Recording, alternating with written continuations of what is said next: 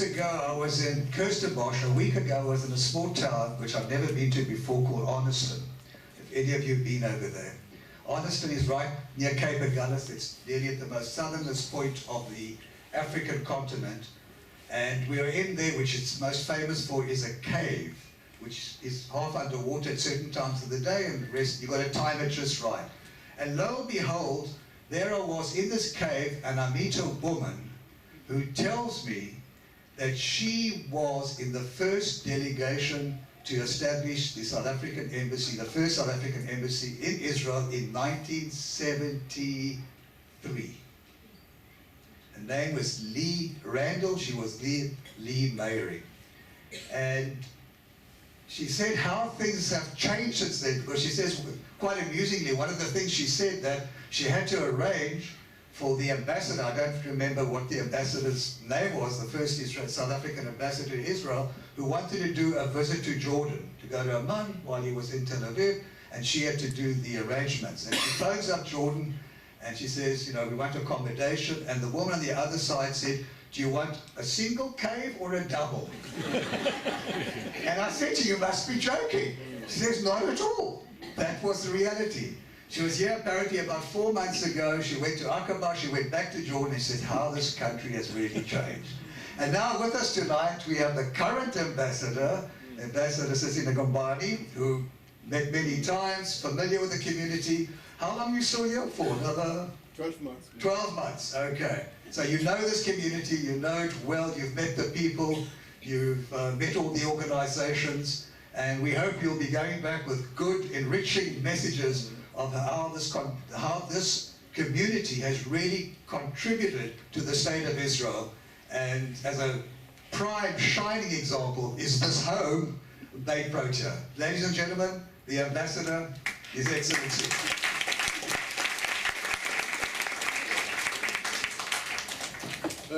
Good evening. Is it audible? Okay, that's better. Good evening, everyone. I think let me start by the most important one. Happy birthday, happy 25th anniversary to Beth Protea.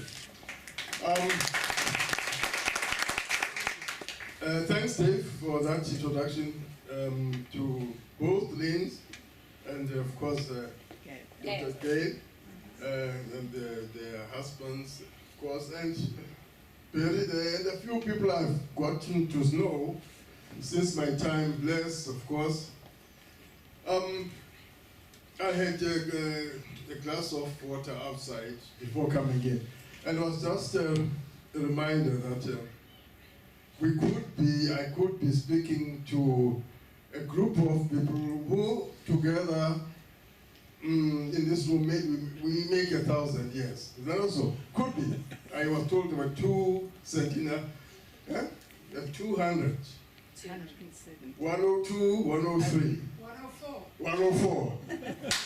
Now you see, when you add up, I think maybe in this building we have 1,000 years without a problem, and more.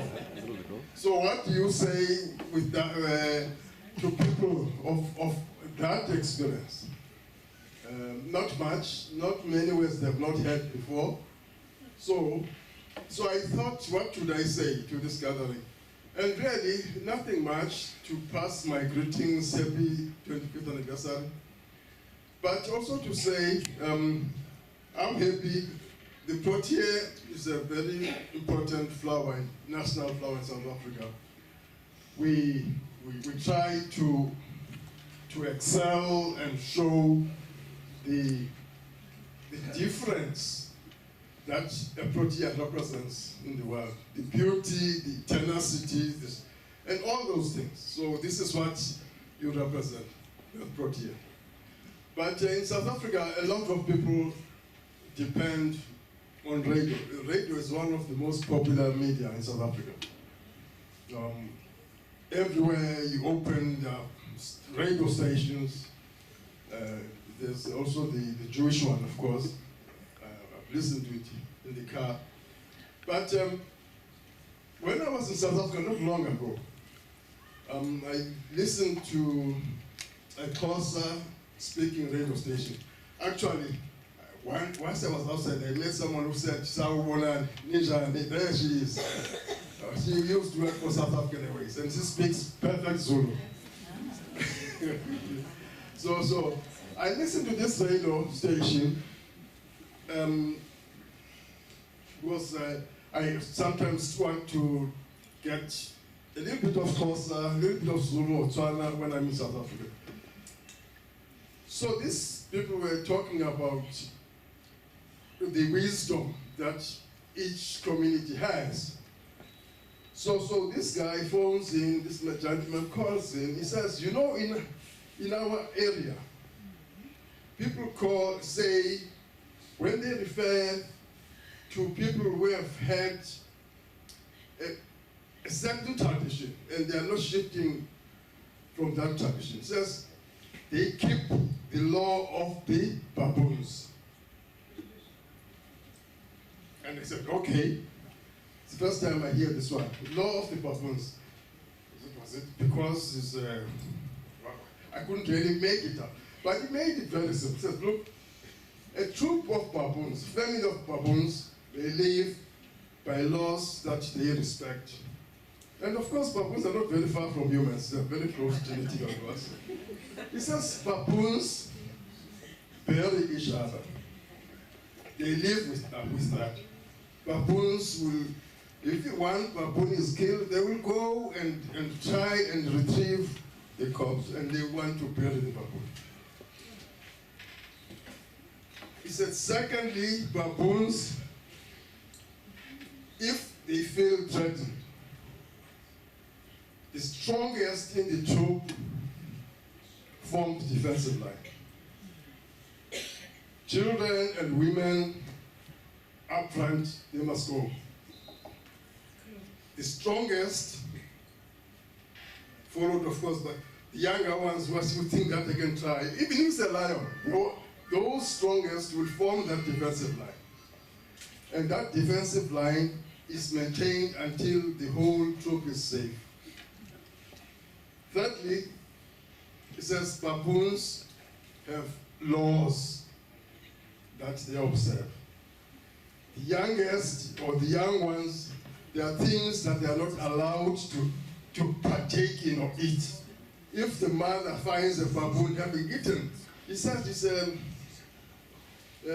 like a paste, you know, the trees, you've got this nice sweet paste, it could be white. If the young one grabs this thing and eats, he said the mother will squeeze it until he has to throw this thing out. Because at a certain age, you are not supposed to have this delicacy. So I thought this is quite instructive for this gathering, that we have lessons to learn from nature itself, because it's nature that teaches us how to behave, how to protect. And of course, Mandela had his own way of putting it, which was a very poignant way of saying it. Nelson Mandela says, a society is judged by how it protects its weak. Those are the children and the elderly. This is how you judge a society. Don't judge a society by those who are strong and running around. It's how it protects those who are vulnerable. And I think the pioneers of this home, people who saw and used the strength that they had, in that sense they became the protectors of the baboons, in the baboon troop. They said, we will be the shield. Let the weak be defended from all the cold that comes with the age and that vulnerability. I think without hesitation, we have shown that, and we have excelled in this job. That's why we are able to attract not only South Africans, former South Africans, but Israelis and other nationalities who have come in to be part of you. So thank you very much for the good work. Another 25 years to go and more. And I will always remember. Thank you very much.